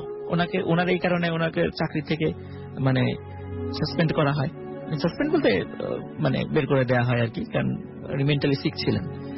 তারপর ওনাকে ওনার পরিবার থেকে উচ্চতর চিকিৎসার জন্য ওনাকে আমেরিকায় নিয়ে যাওয়া হয়। তো আমেরিকার যে মেন্টাল অ্যাসাইলামে ছিল, সেই মেন্টাল অ্যাসাইলামেও ঠিক একই ধরনের ঘটনা ঘটেছে। ওনাকে রুমে রাখা হয়েছে, সকালে দেখা গেছে রুম তালাবদ্ধ ঠিক আছে, কিন্তু উনি নেই। উনি কোথায়, মানে পুলিশ কোথাও খুঁজে পায় না ওনার কোনো হদিস নেই। কিন্তু দেখা গেল যেই রাত্রে উনি উধাও হয়েছেন, পরের দিনই খবর আসলো উনি ওই মানে আজাদ কাশ্মীরের ওই অঞ্চলে সিয়াচেন হিমবাহর ওই কাছাকাছি ওই গ্রামে ওনাকে দেখা যাচ্ছে। উনি কিভাবে সেখানে গেলেন, কে তাকে নিয়ে গেল? এবং উনি পরের দিকে এমন হলো যে উনি কারোর সাথে কথা বলতেন না। উনি কি খেতেন কোথায় ঘুমাতেন কোনো বিষয় জানা যেত না। এবং কিছুদিন মানুষ ওনাকে দেখতো, দেখে খুব ভয় পেত, কারণ উনি শেষ দিকে এমন অবস্থা, উনি ওনার শরীরে কোনো কাপড়ই পরতেন না, কিন্তু ওনার শরীরে এত লোম ছিল দেখে মনে হতো মানে বন মানুষ বা এই টাইপের কিছু এরকম মনে হতো। মানুষ দেখে ওনাকে ভয় পেত। উনি ওই অঞ্চলের মানে গুহা টুহা এখানে থাকতেন। একদিন মানে ওখানকার স্থানীয় কিছু লোক একটা জিনিস আবিষ্কার করলো যে কিছু মানুষের শরীরের কিছু বিক্ষিপ্ত অংশ, কিন্তু সবাই যখন দেখলো যে হাত পা মাথা আলাদা হয়ে আছে, মাথাটা দেখে চিন্তা করে এটা তো ওই সেই অফিসারের মাথা যারা সবাইকে চিন্তা দেয় ইনি এখানে ঘুরে বেড়াতেন। তো হাত দেখেও চিনেছে হাতগুলো লোমশ। তো যখন শরীরটা একত্রিত করা হলো তখন মানে দেখা গেল কে যেন ওনার হাত পা মুচড়িয়ে টেনে টেনে ছিঁড়ে ফেলেছে। খুব নৃশংস ভাবে ওনাকে হত্যা করা হয়েছে। তো এই ছিল আসলে এই ঘটনা। এই ঘটনাটি যিনি আমাকে বলেছিলেন, যেই মুরব্বী, উনি 2006 সালে মারা যান। কারণ উনি যখন পাকিস্তান আর্মিতে চাকরি করতেন, দেশ মানে যখন স্বাধীনতা যুদ্ধ শুরু হয় তখন উনি বাংলাদেশে চলে আসেন এবং স্বাধীনতা যুদ্ধে অংশগ্রহণ করেন। এবং পরবর্তীতে বাংলাদেশ আর্মিতে উনি দীর্ঘদিন সার্ভিস দিয়েছিলেন। 1980-তে উনি অবসর নেন। 2006 সালে উনি মারা গিয়েছিলেন। তো উনি যখন আমাকে ঘটনা বলছেন তখন আমি খুব ছোট, আমার অতটা স্মরণে ছিল না। আমি যে প্রতিষ্ঠানে মানে চাকরি করি আর কি, আমি ক্লাস নিতে গিয়েছিলাম আমাদের ব্রাঞ্চে ফরিদপুরে। তো ওই সময়ে আমি ওই সুযোগে ওনার ফ্যামিলির সাথে আমি এই বিষয়টা আরো কিছু জানার জন্য মানে আমি তাদের শরণাপন্ন হই এবং ওনাদের কাছ থেকে ঘটনাটা আমি একটু ডিটেলস শুনি, কারণ আমি অনেকটাই ভুলে গিয়েছিলাম ঘটনাটা। তো ওনাদের কাছ থেকে শোনার পর ঠিক এইভাবে যে উনি যখন ওনাদের ফ্যামিলির সাথে এই ঘটনাটা বলেছিলেন, তো ওনাদের কাছ থেকে আরো ডিটেলস জেনে আমি আজকে আপনাদের সাথে শেয়ার করলাম। ধন্যবাদ। অনেক ধন্যবাদ আপনাকে। আমি দেখতে পাচ্ছি ওখানে যাব, তবে তার আগে আরো একটা ইমেল পড়তে চাই এবং সেই ইমেলটি পাঠিয়েছেন আমাদেরই একজন অতিথি এবং তিনি যেভাবে পাঠিয়েছেন আমি সেভাবে পড়ছি। আশা করছি আপনাদের ভালো লাগবে। কেমন আছেন রাসেল ভাই? আশা করি ভালো আছেন। আপনাদের দোয়ায় আমিও ভালো আছি। আমাদের বাড়ি কুমিল্লা জেলার বুড়িচং থানার গ্রাম হলো আবিবপুর। আমার নাম হলো শাকিল। ফেসবুকে আমি মিস্টার ললিপপ নামে আছি। আমি আপনাদের নিয়মিত একজন শ্রোতা। কয়েক মাস কাজের ব্যস্ততায় ভূত এফএম শোনা হয় না। আমি আমার যে কোনো একটা সমস্যার কারণে স্টুডিও থেকে ঘটনা শেয়ার করতে পারছি না। কথা না পারি আমি ঘটনায় চলে যাব। ঘটনাটি আমার আম্মুর কাছ থেকে শোনা। আমার আম্মু আমাকে যেভাবে বলেছেন আমি ঠিক সেভাবে আপনাকে বলছি। ঘটনাটি হলো আমার নানার সাথে।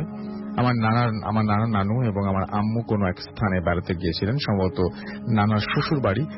যে সময় ঘটনাটি ঘটেছিল সেই সময় ওই গ্রামের অবস্থা ছিল খুব খারাপ। সারাটা গ্রামে ছিল বাঁশঝাড়। এমনও জায়গা ছিল যেখানে মানুষ দিনের বেলা যেতে ভয় পেত। আগে বলতে রাখা ভালো, আমার নানা জিনের কবিরাজি জানতেন। তা আমার নানা এবং দাদির কাছে জিন আটক করা, মানুষের শরীর থেকে জিন আলাদা করার কিছু কৌশল ছিল। নানা ওখানে অনেকদিন থাকার পর দেখলেন সেখানে অধিকাংশ মানুষ মাছ ধরে, কিন্তু দিনের বেলায়। রাতে কেউ ভয়ে ঘর থেকে বের হতেন না। সেই গ্রামের এক বিশাল বাঁশঝাড়ের পেছনে রয়েছে কয়েকটা পুকুর এবং সেই পুকুরে অনেক মাছ, কিন্তু জায়গাটা এতই ভয়াবহ যে কেউ দিনেও যেতে সাহস পেতেন না। আমার নানা জানতে পারলেন যে সেই পুকুরে অনেক মাছ এবং সেখানে কেউ মাছ ধরে না, কিন্তু সেখানে মাছ ধরতে তারা আগ্রহী অনেকেই। এছাড়া আজানের পর নানা ওনার শ্বশুর কাছ থেকে জাল চাইলেন, কিন্তু তাকে কেউ জাল দিতে রাজি হচ্ছিল না। আমার নানুও নাকি অনেক কান্নাকাটি আরম্ভ করে দিয়েছিলেন। সবাই তাকে বাধা দিচ্ছিল, কিন্তু নানাকে আটকে রাখতে পারে না। যেই কথা সেই কাজ, জাল নিয়ে বেরিয়ে পড়লেন, সাথে কাউকে নিলেন না। নানা বাঁশঝাড়ের মাঝামাঝি অবস্থায় এসে দেখলেন নানার সামনে একটা বাঁশ, যা দেখার জন্য তিনি একদমই প্রস্তুত ছিলেন না। আর এই লাশটাকে ঘিরে রেখেছে অনেকগুলো বিড়াল এবং অনেকগুলো বড় বড় কুকুর। কুকুরগুলো বিড়ালগুলোকে তাড়াচ্ছে, কিন্তু বিড়ালগুলো পুনরায় লাশের কাছে লাশের কাছে আসছে এবং ওই পুকুরে যাওয়ার আরেকটা রাস্তাতে আমার নানা খুঁজলেন এবং সফল হলেন। তিনি অন্তত 10 মিনিট হাঁটার পর পুকুরে গিয়ে পৌঁছলেন এবং সেখানে মাছ ধরা নিয়ে তিনি ব্যস্ত হয়ে পড়লেন। আশেপাশে খুব নীরব, মাঝে মাঝে ভেসে আসছিল কুকুরের ঘেউ ঘেউ এবং কিন্তু তিনি আশেপাশে মনোযোগ না দিয়ে মাছ নিয়ে ব্যস্ত ছিলেন। তিনি ভালো পরিমাণে মাছ পাচ্ছিলেন, কিন্তু লক্ষ্য করলেন যে তিনি যে পরিমাণ মাছ পাচ্ছেন সে পরিমাণ মাছ তার ব্যাগে নেই। তিনি তখনই বুঝতে পারলেন এখানে কোনো একটা ঘটনা আছে। এখন তিনি ব্যাগটা তার সাথে রাখলেন এবং পুনরায় মাছ ধরায় ব্যস্ত হয়ে গেলেন। কিছুক্ষণ পর তার ব্যাগটা ভর্তি হয়ে গেল। তিনি এমন সময় বাতাসের আওয়াজ শুনতে পেলেন এবং তিনি লক্ষ্য করলেন বাতাসটা উত্তর দিক থেকে প্রবাহিত হচ্ছে এবং বাতাসটা ধীরে ধীরে এসে আসছে দক্ষিণ দিকে। আর বাতাসে বড় বড় গাছপালা নড়ছে, ছোট ছোট গাছপালা নড়ছে এবং বাতাস শুধু ওই স্থানে, যে স্থানটি পার হয়ে তিনি বাড়িতে পৌঁছাবেন। এই অবস্থায় তিনি কিছুক্ষণ দাঁড়িয়ে থাকলেন। আর কিছুক্ষণ পর তিনি যা দেখলেন তা হলো একটা পুরুষের বডি তার দিকে আসছে। বডিটার চেহারা আবছা ভাবে দেখা যাচ্ছে, ভালোভাবে দেখা যাচ্ছিল না। তিনি ভালো করে লক্ষ্য করে দেখলেন বডিটা মানুষের চাইতে অনেক উঁচু এবং মোটা। সবচেয়ে ভয়াবহ ব্যাপার হলো বডিটায় মাথা ছিল না, আর চুলগুলো ছিল তার বুক থেকে। কি অদ্ভুত, চিন্তা করে দেখুন। তিনি এটা দেখার পর অনেক ভয় পেয়ে গেলেন এবং আগে বলেছিলাম নানা তার দাদির কাছ থেকে কিছু জিনের কবিরাজি শিখেছিলেন। সেই পদ্ধতিতে তিনি জিনটিকে একটা স্থানে নিয়ে এসে আটকে ফেললেন এবং এটা জায়গা থেকে নড়তে পারছিল না। এই সময় তিনি বাড়ির দিকে চলে আসেন। কাছাকাছি এসে তিনি জিনটিকে আটক করে ছেড়ে দিলেন এবং তিনি জিনটিকে মুক্ত করার সাথে সাথে খুব জোরালো একটা আওয়াজ শোনা গেল এবং আওয়াজ শুনে মনে হচ্ছিল জিনটা এত ক্ষিপ্ত হয়েছিল যে কোনো সময় নানাকে কাছে পেলে মেরে ফেলতেন। এবং আরেকটা অবস্থা, সকালে মাছ ধরার দেখে সবাই অবাক, কিন্তু তিনি কাউকে ঘটনাটি শেয়ার করলেন না। নানা ধারণা যে এত মাছ দেখে পাশের বাড়ির এক লোক কিছুটা লোভে পড়েছিলেন এবং তিনি সেখানে মাছ ধরার পুরো পরিকল্পনা করলেন এবং সেই লোকটি তার ছোট ছেলেকে নিয়ে সেখানে গেলেন, মাছ ধরলেন। সেটা ছিল পুকুর পাড়ে, আর সেই পুকুরটিতে ছিল হাঁটু সমান পানিতে। এই সময় সেই ছেলেটি লক্ষ্য করলেন যে জোরালো আওয়াজে বাতাসের সাথে এসে তার ছেলেটাকে 3 থেকে 4টা চড় মারল কেউ এবং সেটা পানিতে ছুঁড়ে মারল। ছেলেটা ওই আওয়াজটা করেছিল এবং আব্বু ঘোড়ার ওপর ঘোড়া, চারটা আব্বু, যেটা ওই সময় আওয়াজ করেছিল আব্বু ঘোড়ার ওপর ঘোড়া। তারপর তার ছেলেকে সেখান থেকে তুলে বাড়িতে নিয়ে আসেন এবং সকালবেলায় হতে হতেই ছেলেটা মারা যায়। নানা তারপর থেকে তার সাথে ঘটে যাওয়া ঘটনাটি শেয়ার করেন। এটা ছিল আমার ঘটনা। ভালো লাগলে পড়ে শোনাবেন। কিন্তু খুব অদ্ভুত ব্যাপার যে ছেলেটি কেন তার বাবাকে ঘোড়া আব্বু ঘোড়া বলে ডাক দিয়েছিল এবং কি বলতে চেয়েছিল গড নোজ, বাট ঘটনাটা বেশ উইয়ার্ড। আমরা ছোট্ট বিরতি যাচ্ছি, বিরতির পরে আবারও ফিরে আসছি। সেই পর্যন্ত আমাদের সঙ্গেই থাকবেন। Stay tune to radio Fuorti and don't stop the Fuorti. Boot FM, the night comes alive with Gramophone.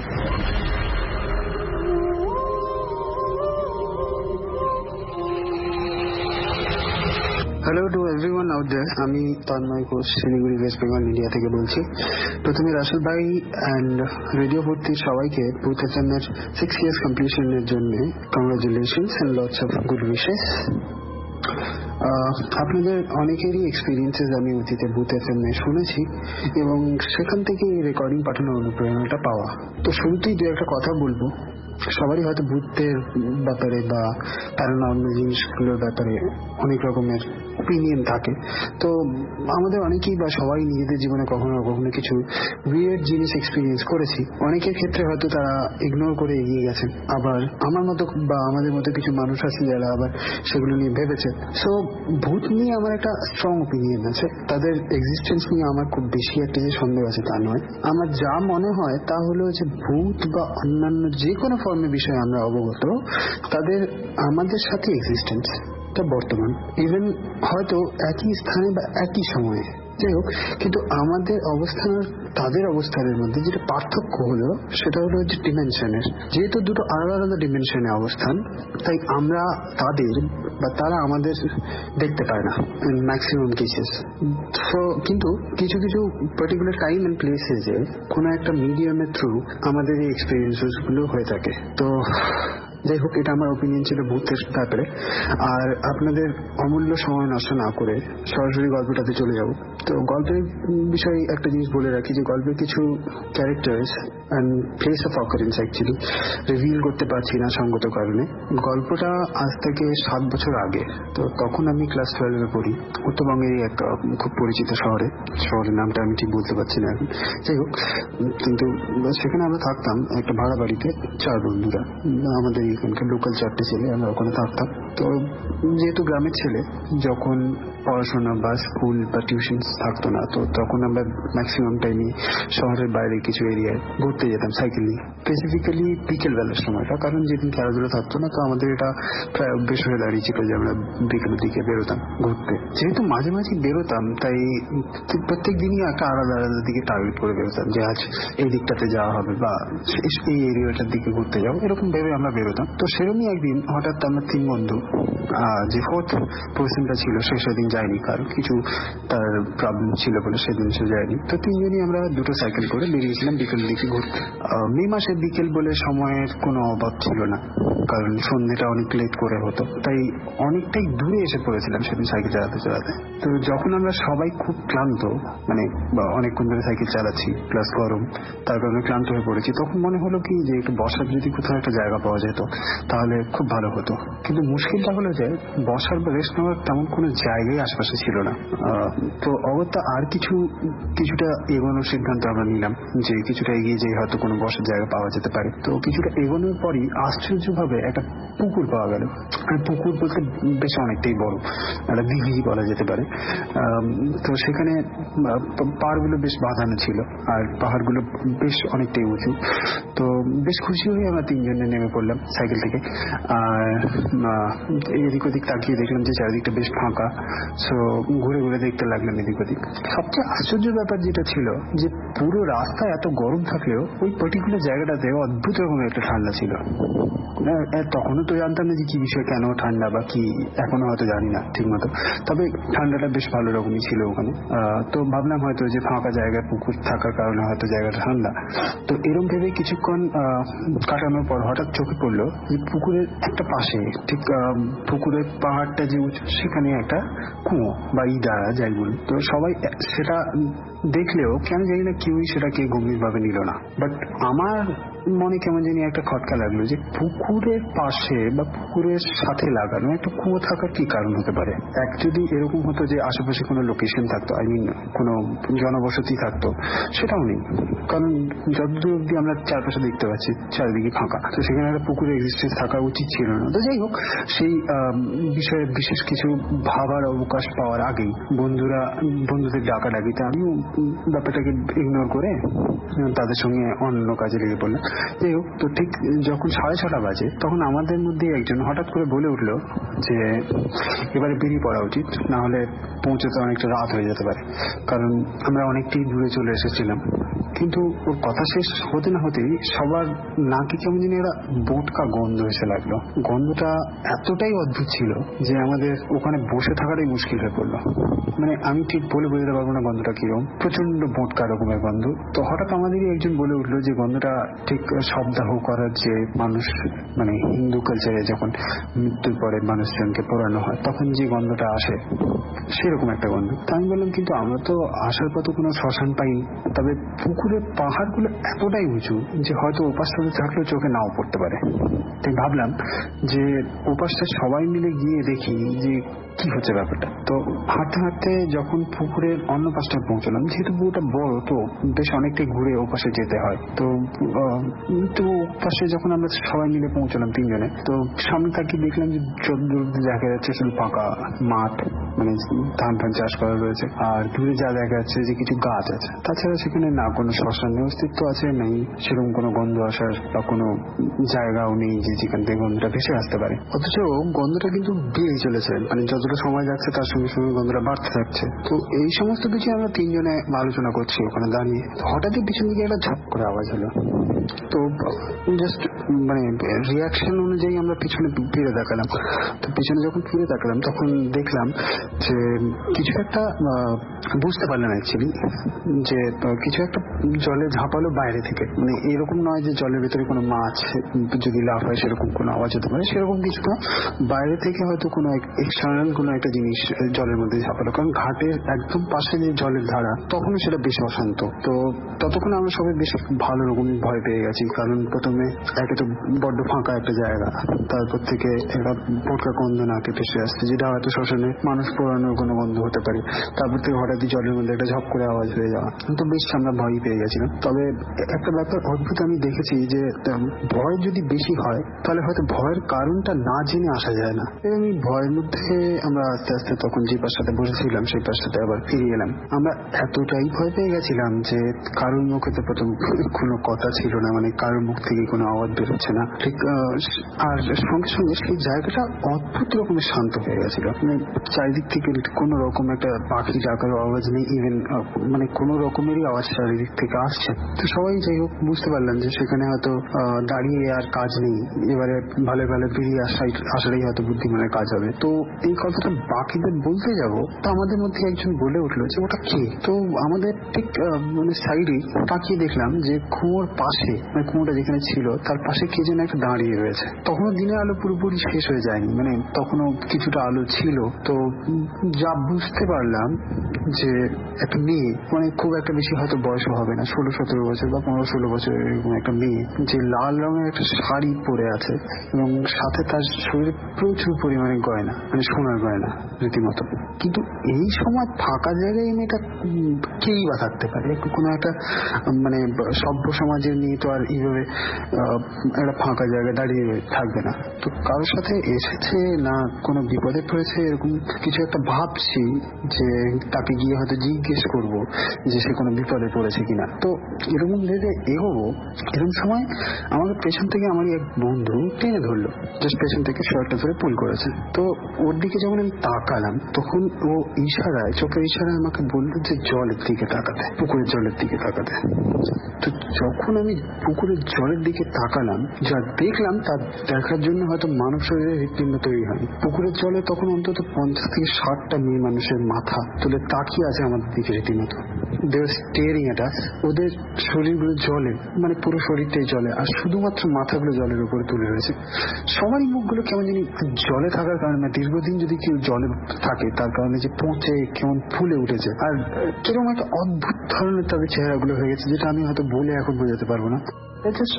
দেখার পরে আর কারোর মধ্যে এতটুকু শক্তি ছিল না, মনের মধ্যে বা শরীরে কারোর কাছে এতটুকু শক্তি ছিল না যে আমরা সেই বিষয়টা কি, কেন, কোথায় কি দেখতে যাব। আমরা শুধুমাত্র প্রাণের ভয় ওখান থেকে 3 জনেই ছুটেছি। তো ওপরে সাইকেলগুলো রাখা ছিল, সেগুলো নিয়ে চোখ বন্ধ করে, শ্বাস বন্ধ করে কত দূর যে সাইকেল টেনেছি আমি জানি না। ছুটতে ছুটতে যখন মানে অনেকখানি পথ চলে এসেছি, না পেছন দিকে ঘুরে তাকানোর পর্যন্ত আমাদের একবার মানে সাহস হয়নি যে আমরা পিছনে ফিরে তাকাবো যে পেছনে আদৌ কি আমাদের ফলো করছে কিনা, বা যাদেরকে আমরা দেখলাম জলের মধ্যে তারা আমাদের পেছনে আসছে, সেটাও দেখার মতো আমাদের সাহস ছিল না। তো আমরা শুধুমাত্র প্রাণের ভয় বা বেঁচে থাকার ইচ্ছাটা ভেতরে থাকার কারণে ওখান থেকে ছুটে পালিয়েছি। আর হয়তো যদি আর এক মুহূর্ত ওখানে থাকতাম তাহলে হয়তো আজ এটা শেয়ার করার মতো আমি বেঁচেও থাকতাম না হয়তো, কারণ এরকম ভয়ঙ্কর কিছু আমি আমার জীবনে অন্তত খুব কম দেখেছি। তো বুঝতে পারলাম যে বেঁচে গেছি তখনই যে যখন দূরে একটা, মানে বেশ কিছুটা দূরে আমরা রাস্তায়, তখন দূরে একটা দেখলাম যে একটা জায়গা আলো জ্বলছে বেশ কিছু। তো বুঝতে পারলাম যে সেখানে কোনো একটা বাজার রয়েছে, ছোটখাটো মার্কেট। তো যখন সেখানে পৌঁছলাম তো তখন অনেকটাই সম্মতি ফিরে পেয়েছি সবাই 3 জনই। তো তখন আর শরীর চলছে না, টোটালি আর সাইকেলে টানতে পারছি না, শ্বাস নিতেও কষ্ট হচ্ছে। তো 3 জন ডিসাইড করলাম যে না, কিছুক্ষণ ওখানে দাঁড়িয়ে কিছুটা সাহস জড়ো করে তারপরে ওখান থেকে বেরোবো। আর আরেকটা ব্যাপার তো ছিল যে এতক্ষণ যা কিছু ঘটলো আমাদের সাথে, সেটা কি ঘটলো বা কেন ঘটলো বা কিছু তার পেছনে কারণ আছে কিনা সেটা জানার ইচ্ছেটাও ছিল ভেতরে। তো সেখানে এক চায়ের দোকান ছিল, তো তাকে মানে সেই চায়ের দোকানে যে মালিক আর কি, সে মনে হলো যে যথেষ্ট প্রবীণ মানুষ, তো তাকে জিজ্ঞেস করলে হয়তো সেই জায়গাটার একটা ইতিহাসের ব্যাপারে আমরা কিছু হলেও জানতে পারবো। তো সেই কারণেই আমরা তার কাছে গিয়ে জিজ্ঞেস করি যে প্রথমে আমাদের নিজেদের স্টোরিটাও বলি, যে এরকম একটা জায়গায় গেছিলাম যেখানে যাওয়ার পরে আমরা এই বিষয়গুলো প্রত্যক্ষ করেছি এবং এতটাই ভয় পেয়ে গেছিলাম যে আমাদের ওখান থেকে ছুটে আসতে হয়েছে। তো উনি সমস্ত ঘটনা শোনার পরে যা বললেন তা মোটামুটি এরকম যে পুকুরটা প্রায় 150 বছরেরও বেশি পুরনো। ওখানে ব্রিটিশ আমলে একটা শ্মশান ছিল। যখন বিধবা বিবাহের প্রচলন ছিল না তখন সতীদাহ করা হতো, মানে সেটা হয়তো অনেকেই জানেন। তো আর যে মেয়েগুলোর পরিবারের আর্থিক অবস্থা খুব একটা সচ্ছল থাকতো না, তো তাদের মানে শেষকৃত্য করার জন্য যে পয়সার প্রয়োজন হতো সেটা যদি না থাকতো কারোর কাছে, তো তাদের জ্যান্ত অবস্থায় ওই পুকুরের পাশে যে কুয়োটা ছিল সেই কুয়োর জলে ফেলে দেওয়া হতো। পরে যদিও এই সতীদাহ প্রথা বন্ধ হয়ে যায় এবং উইথ দ্য টাইম শ্মশানটাও ওখানে নেই, কিন্তু সেই অতৃপ্ত আত্মাগুলো হয়তো কখনো কোনো বিধান না হওয়ায় সেখানেই থেকে গেছে। আর লোকাল যারা মানুষ সেখানে যারা পাশাপাশি থাকেন, পাশাপাশি এরিয়াগুলোতে থাকেন, তো তারা এই বিষয়টাতে যথেষ্ট ভালোভাবে অবগত, আর তারা যথেষ্ট অ্যাভয়েড করেন সন্ধ্যেবেলা বা রাত্রেবেলা সেই দিকটা দিয়ে যাওয়া আসা করাটা। আর এখনো কিছু কিছু সময় আমি যতদূর শুনতে পারি এখনো যে ওই এরিয়ায় বাইরের লোক যারা জানে না বা যারা দূর বাইরে থেকে আসে তারা এখনো অনেক কিছুই দেখে থাকেন ওই এরিয়ায়। ওই দিনের পর আমি কখনো ওই জায়গায় ফিরে যাইনি বা যাওয়ার সাহসও হয়নি। তো এই ছিল আমার স্টোরি। নিকট ভবিষ্যতে আরো কিছু লাইফ এক্সপিরিয়েন্সেস শেয়ার করতে পারলে খুশি হব। So good bye for now, stay tune to radio 40 and don't you dare to stop the flow. Bhoot FM. The night comes alive with Gramophone.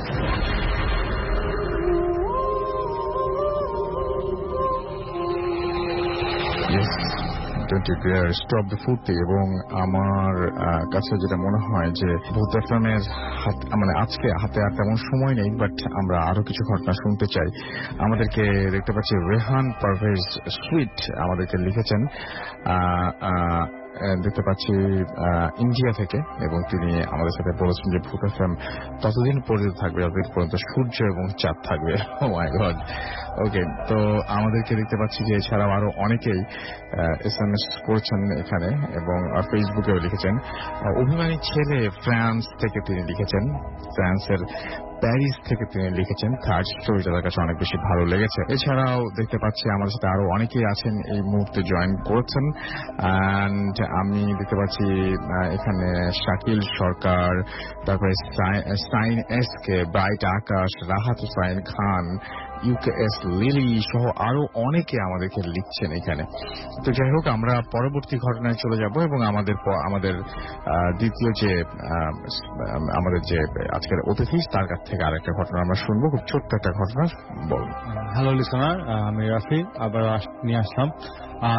আসলে এই একটা ঘটনাটা হচ্ছে একদম সরাসরি আমার সাথে ঘটে যাওয়া। আমরা একটা প্রুফ পাওয়ার জন্য গেলাম ওই বাসায়। সেটা হচ্ছে আমাদের মেডিকেল কলেজে ইয়াম 5 ব্যাচের বিষ্ণু ভাইয়ের বাসায়। ওনার বাচ্চা 4-5 মাস বয়স হবে। তো উনি আমাদের কলেজে ঠিক পূর্ব পাশে সেলুনের গলিতে থাকে একটা বাসায়, 3তলা বাসা, উপরে ছাদ, আর আশেপাশে কোনো 2তলা বা 3তলা কোনো বিল্ডিংও নেই। তো ওনার ফ্রেন্ড আনিস ভাই, উনি হচ্ছে এখন কমিউনিটি মেডিসিনের লেকচারার হিসেবে আছে। তো উনি পরিচয় এবং জায়গার নামটা প্লিজ বলবেন না। তারপর আনিস ভাই আমাকে বললো যে চল তোদের বিষ্ণু ভাইয়ের বাসায় নাকি ওনাকে খুব ডিস্টার্ব করতেছে, চল দেখে আসি, ভূতে নাকি ওরা খুব ডিস্টার্ব করতেছে। পরে বিষ্ণু ভাই দেখে গিয়ে বাসায় বসে আছে। আর বাসাটা আসলে এমন ভাবে ছিল যে সিঁড়ি দিয়ে উঠতেও ভয় লাগতো, পুরো অন্ধকার ছিল রাত্রেবেলা। তো বাসায় বসা বিষ্ণু ভাইকে জিজ্ঞেস করলাম, ভাই কি হয়েছে? ভাই বলতেছে, শোন কি বলবো, তোর আমার ছেলেটা 3-4 দিন ধরে মানে বিল্ডিং এর উপরের দিকে তাকায় কান্নাকাটি করতেছে। রাত 10টা থেকে কান্না শুরু করে ফজর আজান পর্যন্ত, তারপরে কান্নাকাটি করে না, তারপরে ঘুমায়। এই কারণে তোর ভাবি আমার বাচ্চাকে নিয়ে বাসায় চলে গেছে, আমি বাসায় এখন আপাতত একা, এই রাতের বেলায় প্রবলেম হয়। তো আমি বললাম, ভাই কি প্রবলেম হয়? বলতেছে যে রাত 10টার পর পরে ছাদের উপরে এমন ভাবে আওয়াজ হয় যে রুমে থাকা যায় না, খুব বাজে ভাবে আওয়াজ করে, মনে হয় যে পা দিয়ে কেউ একজন নাচতেছে বা লাফাইতেছে। পরে বলতেছে যে আমি অনেকদিন ছাদে গেলাম এরকম দেখার জন্য যে কিছু আছে কিনা। আমি বললাম, ভাই আপনি কি এগুলো বিশ্বাস করেন? ঠিক তার এই কথা বলতে না বলতে 1 মিনিটের মাথায় আওয়াজ শুরু হয়ে গেল। বিষ্ণু ভাইকে বললাম, ভাই ছাদে কে? বলছে, তোদের বললাম না যে এই আওয়াজটা। আসল ভাই বিশ্বাস করবেন না, তখন আমার, আনিস ভাইয়ের, বিষ্ণু ভাইয়ের 3 জনে একজন আরেকজনের চোখের দিকে তাকিয়ে আছি। আমরা সাথে সাথে টর্চ লাইট নিয়ে বলি যে চলেন যাই দেখে আসি। আসল ভাই 3 জনে যখন উঠি, পুরা ভয় ভয় নিয়ে ছাদে গিয়ে দেখি ছাদে কিচ্ছু নাই। ইভেন আশেপাশ থেকে যে কেউ একজন এসে লাফালাফি করে চলে যাবে সেরকম কোনো সিচুয়েশন ছিল না। আমরা 3 জনে চলে আসি। তারপরে আমি, আনিস ভাই 2 জনে ব্যাক করি। তারপরের দিন বিষ্ণু ভাই ডিউটিতে, ওনার বাড়িওয়ালা ওনাকে ফোন করে বলতেছে যে বিষ্ণু তুমি যে বাসায় লক করে গেছো, তোমার বাসাতে কেউ নাই, পানির নল ছেড়ে গেছো, পুরো বাসা তো ভিজে যাচ্ছে, এসে পানির নলটা অফ করে দাও। পরে বিষ্ণু ভাই আসলো, বাসার বাইরে থেকে সবাই পানি পড়ার শব্দ শুনতে পায় ভিতরে, কিন্তু বিষ্ণু ভাই যখন লকটা খুলে দেখে বাসার ভিতর পুরো শুকনা, কোনো পানি ছাড়া নাই, কোনো ইয়া নাই। পরে বিষ্ণু ভাই এটা নিয়ে হিস্ট্রি নিল যে বাড়িওয়ালার নাকি একটা মেয়ে ছিল, ওই মেয়েটা রোড অ্যাক্সিডেন্টে মারা যায়। তারপর থেকে নাকি এই বাড়িতে প্রবলেমটা হয় শুধুমাত্র 3 তলা উত্তর কর্নারে যে ফ্ল্যাটটা আছে ওই ফ্ল্যাট বরাবর ছাদে এই কাহিনীটা হয়। তারপরে বিষ্ণুভাই বাসাটা চেঞ্জ করে, নতুন বাসা নেয়, তারপর থেকে আর ওই বাসা। অনেক ধন্যবাদ। আমরা চলে যাবো আমাদের পরবর্তী অতিথির কাছে এবং তার কাছ থেকে আমরা ঘটনাটা শুনবো। আপনার নামটা একটু বলবেন, তারপর আপনি কোথা থেকে এসেছেন, তারপর আপনার ঘটনা শুনবো। রাসেল ভাই, আপনাকে ধন্যবাদ। রেডিওপুর থেকে 7ম বছরে পড়ার জন্য শুভেচ্ছা। আমি ফরমান, আমি আসছি দিলুর থেকে স্কাটন। আমার রাসেল ভাই আসলে এই ভূত এফএম শুনতে শুনতে অভ্যাসে দাঁড়িয়ে গেছে যে প্রতি শুক্রবার ভূত এফএম জন্য ওয়েট করি, কিন্তু যেখানে যাই সেখানেই ভূতের কিছু বা কোনো এরকম কোনো ঘটনা কালেক্ট করি, কিন্তু কালেক্ট করতে করতে নিজের সাথেই যে ঘটে যাবে সেটা আসলে বুঝতে পারিনি। নিজের সাথে ঘটে যাওয়া একটা ঘটনা আজকে আপনাদের সাথে লিসেনার্স আমি শেয়ার করতে আসছি রাসেল ভাইয়ের মাধ্যমে। সেটা হচ্ছে গত সপ্তাহ আগের সপ্তাহে আমি বাইক নিয়ে হঠাৎ করে একটু ইচ্ছা হলো যে আমার বাইক নিয়ে আমি ঘুরে যাবো, ঘুরে আসবো আমার এলাকা। তো ঘুরে আসার সব ঠিক, আমি একেবারেই মানে সুন্দরভাবেই আমি এবং আমার সাথে আমার এক ছিলেন, আমার এক ভাইগনা ছিলেন। তো আমরা আশুগঞ্জ পর্যন্ত গেলাম, যাওয়ার পর তাকে তার বাসায় নামাই দিয়ে আমি তখন একা আস্তে ধীরে যাচ্ছি। কিন্তু রাসেল ভাই, আমি কখনো কল্পনা করি নাই যে এত দূর চলে আসলাম, এত পথ চলে আসলাম, আসার সময় কোনো ঝামেলাই হয় নাই। কিন্তু আসলে বলতে হচ্ছে যে আমি এখনো আমার গুজবাম্প হয়ে যাচ্ছে এটা কথাটা স্মরণ করতে গিয়ে, যে আমি যখন একেবারেই আশুগঞ্জের শেষ সীমানার দিকে চলে আসছি, তখন হঠাৎ করে একটা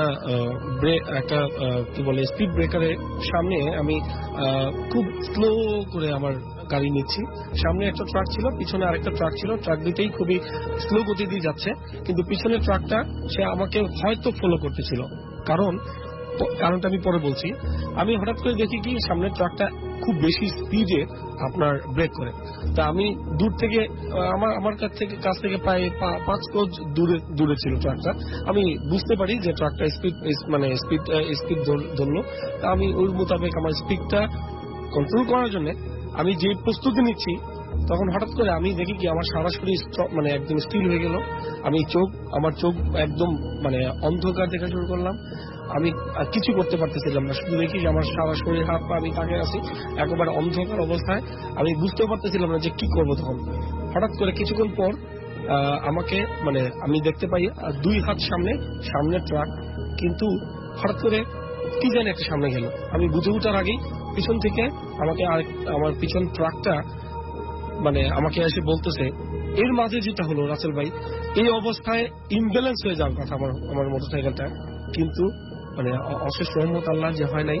আমি দেখি কি আমার সাইকেলটা বাম পাশে রোডে সুন্দরভাবে একেবারে পার্ক করা।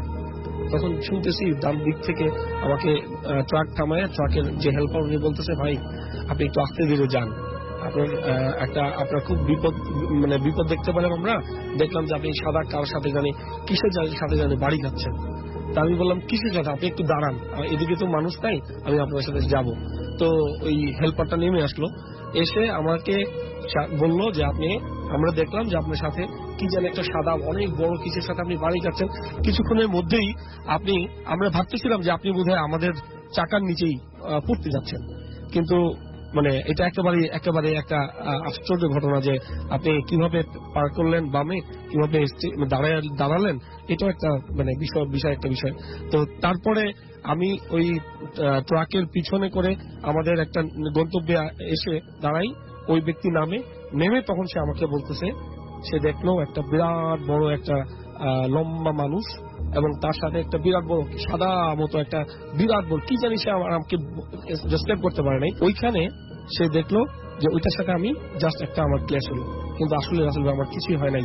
আল্লাহর অশেষ রহমত আমি বেঁচে গেছি।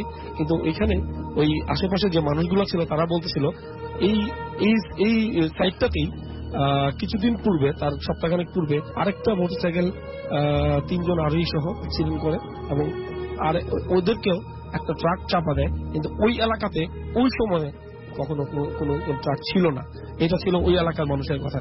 তো আমি আসলে খুব ধন্যবাদ যে রাসেল ভাই এই কথা, এই ঘটনাটা আমার সাথে যেটা ঘটে গেল এটা কেউ জানে না, আজকে আমি আপনার মাধ্যমে আমি সবাইকে বলছি।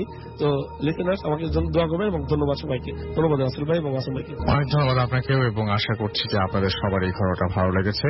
অ্যান্ড আমরা একটা ছোট্ট কুইক একটা বিরতিতে চলে যাব এবং বিরতির পর আবারও ফিরে আসবো। সেই পর্যন্ত আমাদের সঙ্গেই থাকুন। স্টে টিউনড রেডিও ফুর্তি অ্যান্ড ডোন্ট স্টপ দ্য ফুর্তি। FM, the night comes alive with crime informed.